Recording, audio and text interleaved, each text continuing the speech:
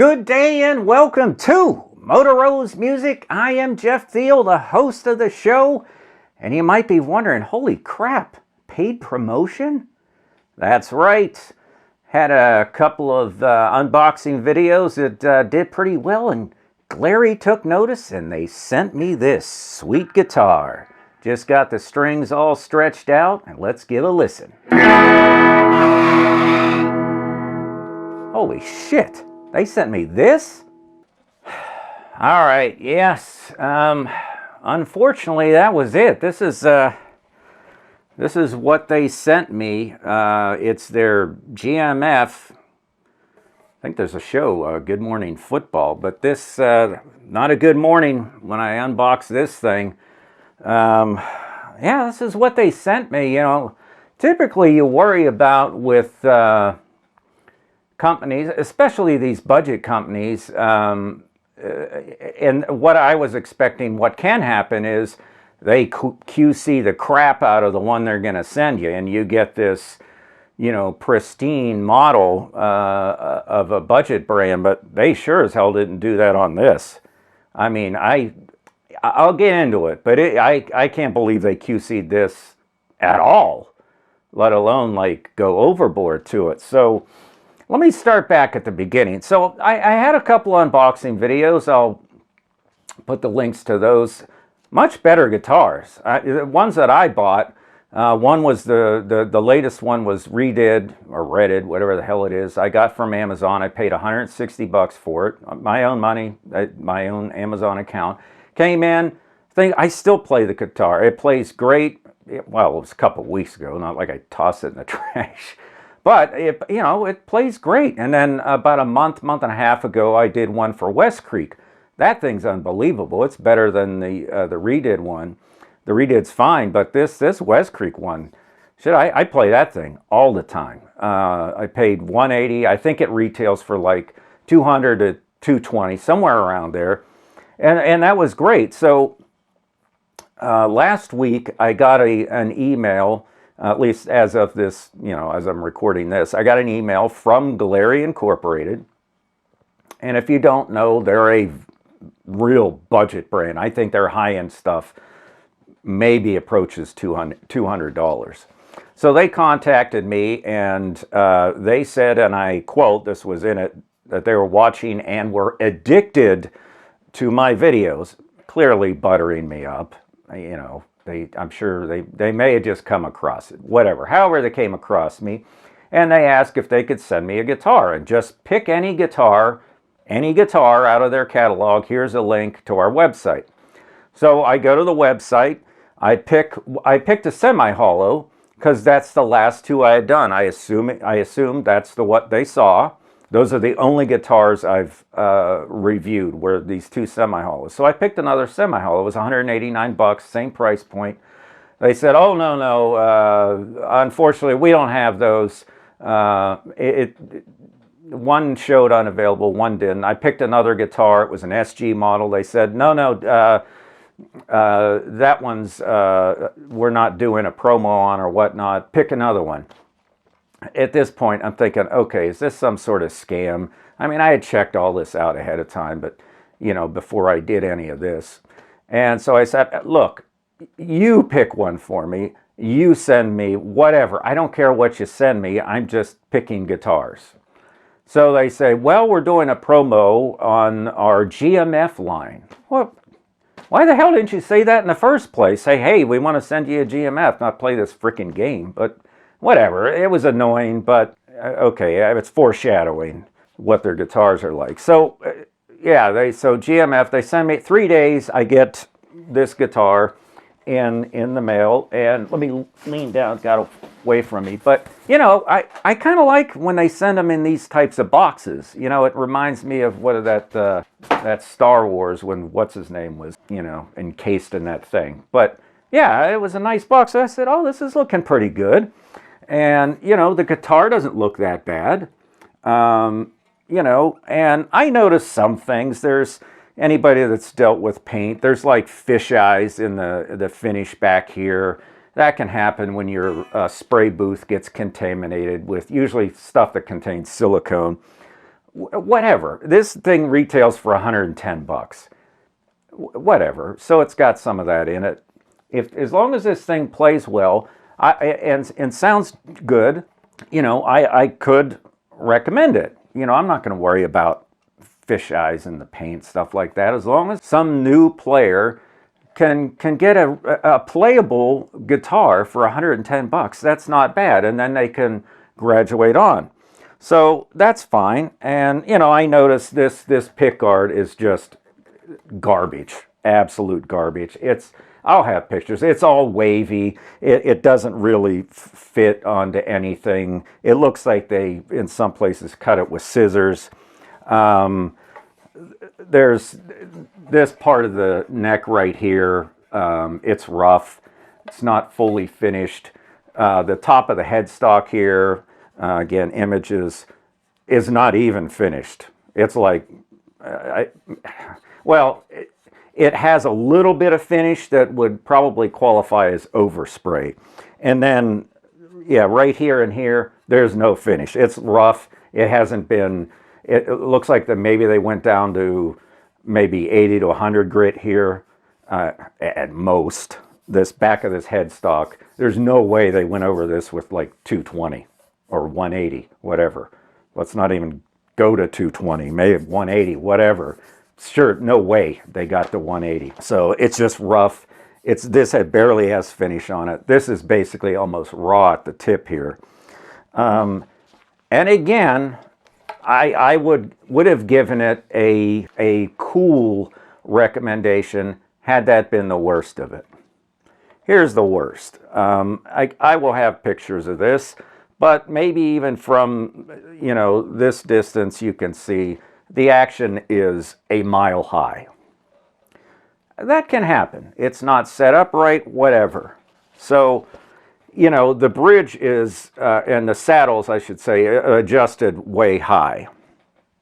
Why do they do that? Because some dumbass didn't cut the nut. I mean, I would say there are slots on this nut, you see the pictures, that the person cutting the nut maybe gave the nut, especially on the D and the G string, they may have given it a glancing blow at best when they were cutting this nut. I mean, it is so, I mean, they barely got into the plastic. I can't believe they sent me this. And so that's what I did. I'm just gonna set that down. I'm going to try and fix it myself. I am not going to throw this away.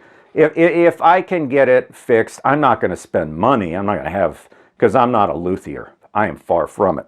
But I will try to fix it. I've got some tools, and I'll try, you know, files and that, and I'll try to, you know, cut that nut, and maybe, you know, try to smooth off some of the frets and adjust the bridge and saddles and that.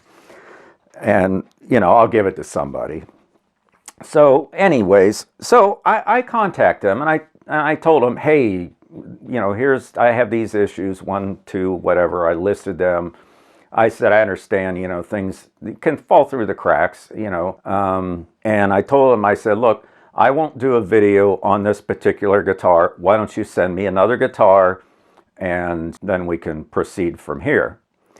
So I get an email, and they admit, yeah, we have been having some problems with this line. We had done a video already, and apparently that didn't go over so well. So whoever that guy was or girl, they obviously skipped and moved on to me to try this guitar. And so I was waiting for them to say, hey, we'll send you another guitar. There'll be a return label. Send that one back to us. We'll see what, you know, see what happens. No. She told me, yes, we've had some issues. We had already tried to do a video before. That's on the one hand. On the other hand, and let me read this. I have it highlighted because I want to get Wendy's exact quote here. And on the other hand, you may have used expensive electric guitars before, so you may have a psychological gap for Glarry's cheap guitar. You may have a psychological gap for Glarry's cheap guitars. Are you kidding me? So they, they just broke off whatever type of relationship we had there for 5 minutes. I couldn't believe it. I'm going to have to cut some of this stammering. I'm reliving it again. I feel my face getting flush here. Psychological. I said, and I emailed back. I said, look, you watched my videos. At least you said you were addicted to my videos. My last video was on a $159 guitar that I said was good, really good. I didn't say that one. The West Creek one, which was a few videos ago, I said was great. I still say it's great. Okay, I've got a Les Paul over here. I don't know if it's in the shot. I can't see. Here's the West Creek right here. Yeah, this thing. I paid $180 for this. It plays great. The thing hardly ever goes out of tune, unless I'm wailing on the thing. Yeah, I had to do the intonation, and believe me, there was no room to spare on the saddles when I was adjusting them back on a couple of strings. But I got it there. So, but $180. But I just could not believe it.